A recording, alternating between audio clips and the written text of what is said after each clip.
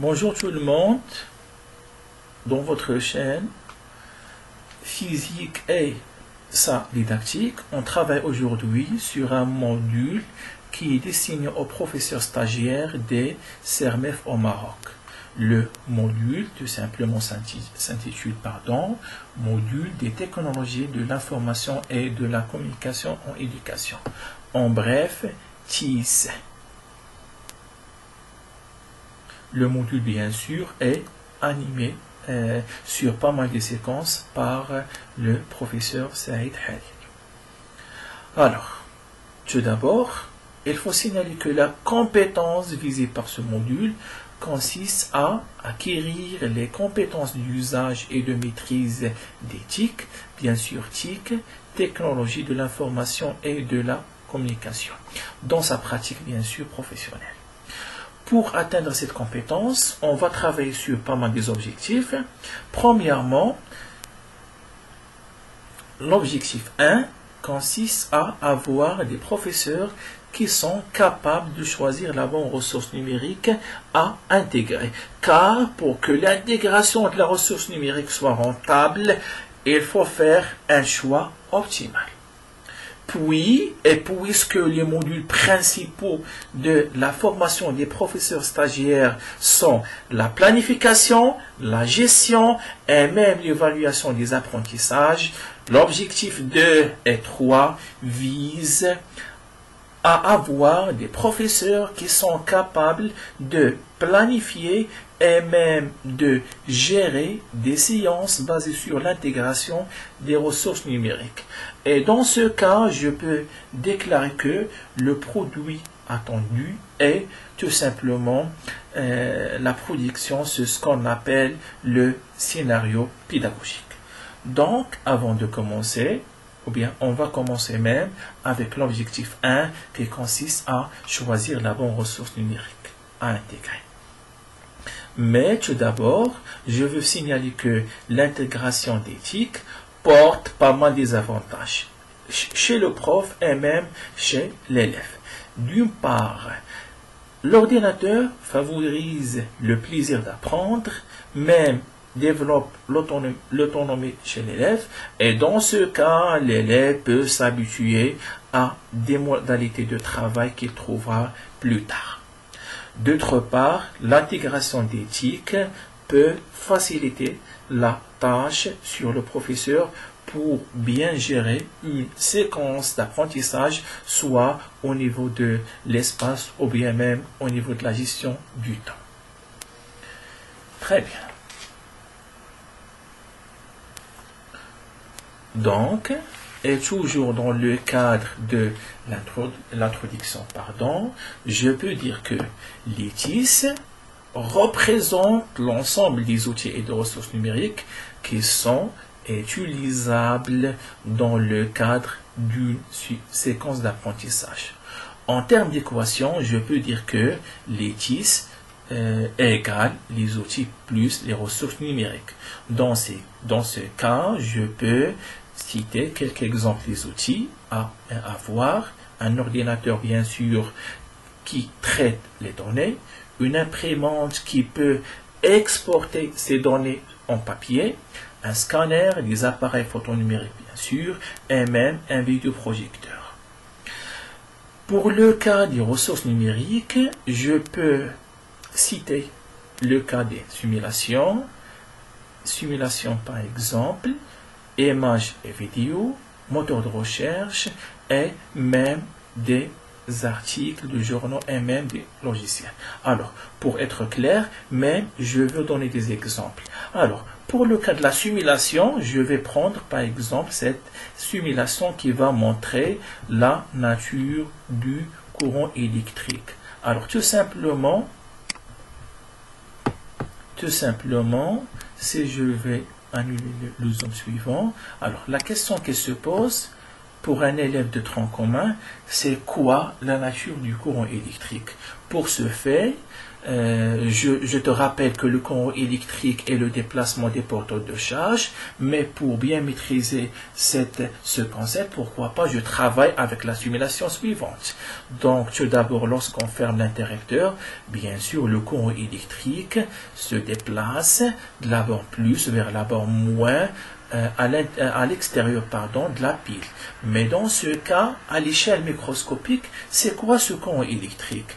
Donc, grâce à cette simulation, je peux montrer que au niveau des métaux, le courant électrique est le déplacement des électrons libres. Donc ici, les sphères orange représentent les atomes de cuivre. Je sais bien que chaque atome de cuivre a même 2 électrons libres. Donc, sur l'effet de la pile, les électrons se déplacent, bien sûr, les électrons libres se déplacent d'un atome vers l'autre.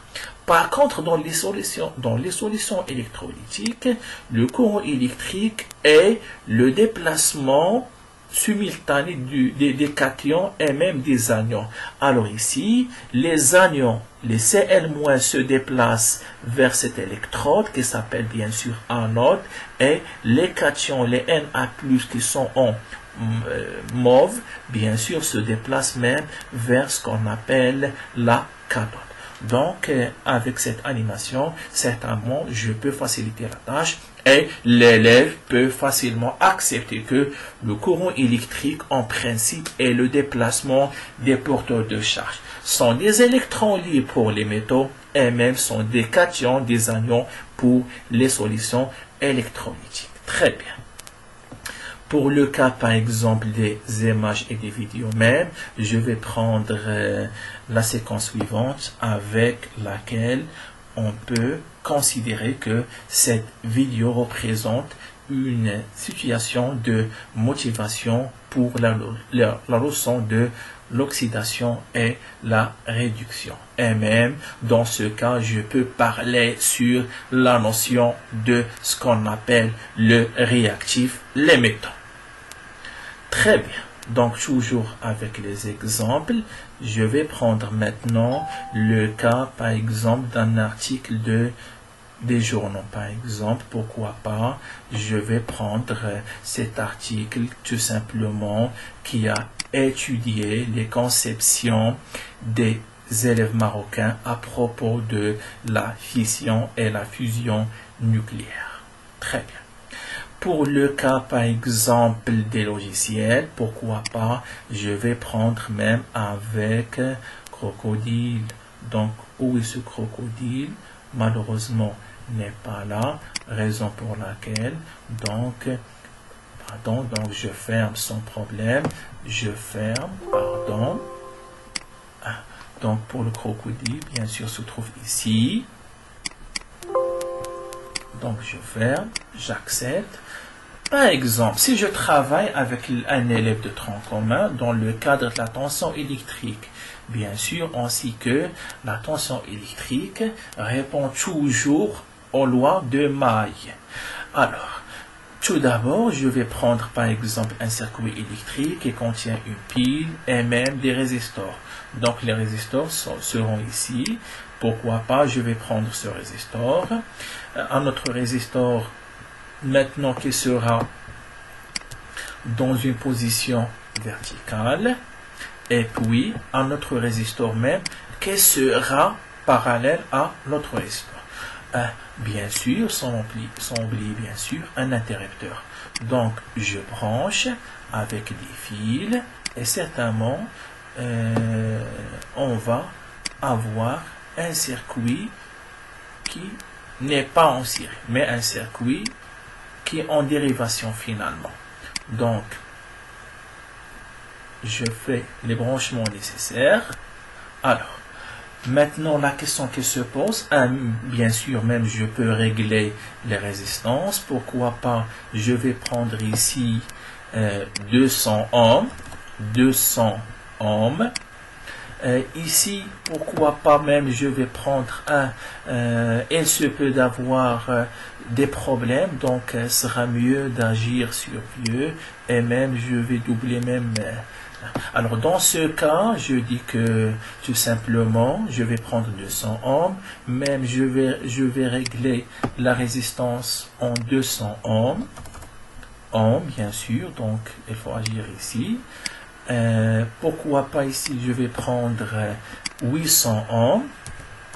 Bien sûr, pour moi, ce choix n'est pas aléatoire, mais tout simplement, lorsqu'on va faire la résistance équivalente, donc 200 avec le 200, ça nous donne une résistance de 100 ohms plus 800, donc ça nous donne tout simplement une résistance équivalente de 900. Donc 9 sur ainsi de suite, donc ça nous donne finalement une intensité d'ordre de 10 milliampères. Donc maintenant, si on va étudier les tensions, pourquoi pas, je vais prendre ce voltmètre. On appelle voltmètre V0 par exemple, sans problème. Je vais prendre un autre voltmètre qui sera en dérivation avec la pile. On appelle même V0, donc je répète, pardon. Pourquoi pas sans problème. Alors, bien sûr, si ça ne marche pas avec ce fil, sans problème. Je répète, donc tout simplement, je fais le branchement suivant.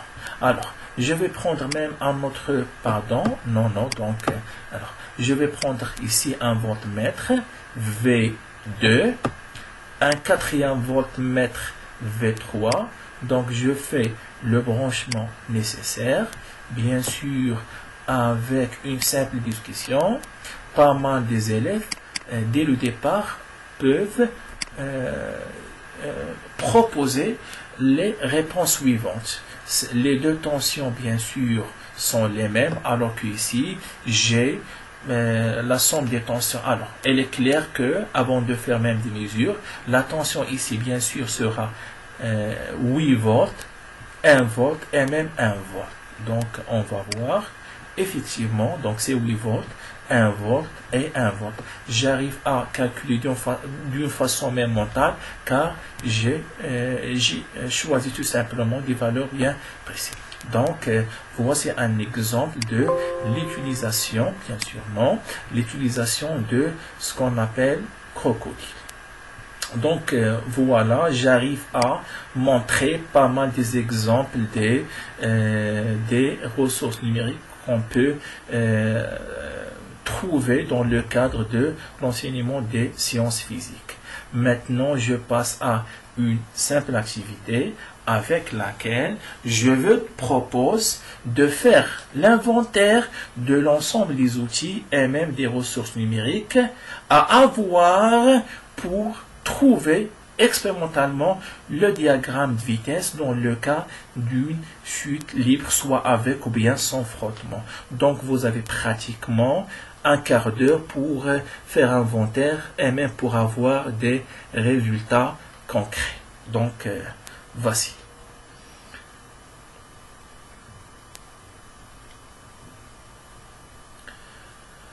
Donc on reprend après ce quart d'heure. Donc bien sûr, après le travail, vous avez trouvé que pour avoir ce diagramme de vitesse, bien sûr, les outils à avoir, caméra vidéo, bien sûr, pour capter ou bien pour filmer le mouvement, un ordinateur pour traiter la vidéo et bien sûr, pourquoi pas, une imprimante. Pour les ressources numériques à avoir, tout simplement, vidéo d'extension à vie et même application Avimica, pardon. Donc dans ce cas, la Avimica consiste tout simplement à convertir la vidéo en position. Et dans ce cas, avec des simples trucs, on peut convertir ces positions en valeurs numériques, ce qui nous donne la possibilité de tracer les variations de Z, l'altitude en fonction de T, et même la vitesse en fonction de T. Je remarque que pour le diagramme de la position, j'ai une fonction parabolique. Par contre, ici, j'ai une dépendance linéaire, ce qui signifie que le mouvement est tout simplement rectiligne, uniformément varié. Dans ce cas, son accélération n'est que la pente de cette droite. Donc, ça nous donne pourquoi pas, par exemple, 3 moins 0 sur 0,3 moins 0. Donc, dans ce cas, la pente, bien sûr, sera 10 mètres par seconde de carré, ce qui représente exactement l'intensité de pesanteur. Donc voilà, donc voici la première partie. On se retrouve, Inch'Allah, sur la deuxième partie. Donc, bonne chance.